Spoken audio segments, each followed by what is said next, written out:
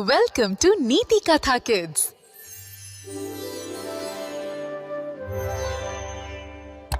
आरव स्वयंपाकघरात आला, जिथे आई गरमागरम डाळभात बनवत होती.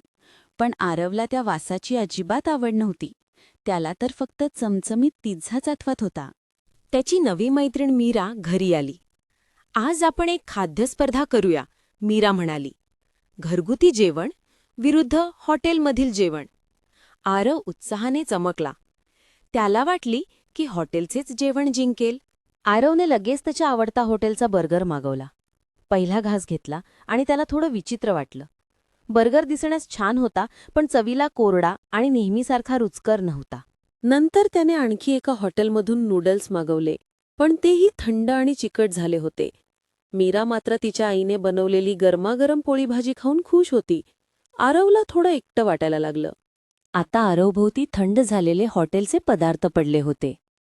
मीराने त्याला तिच्या डब्यातील कोशिंबीर दिली. आई त्याला उदास पाहून हसली.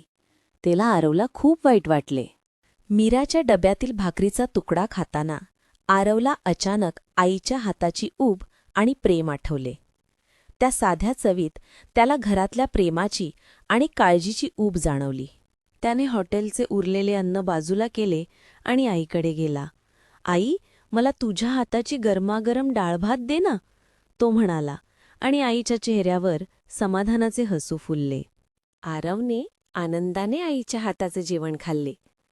त्याला आता कळले होते की घरातील जेवण म्हणजे फक्त अन्न नाही, ते तर आईच्या प्रेमाने भरलेले असते. खरंच, घरचं जेवण म्हणजे प्रेम. Like, share and subscribe for more stories.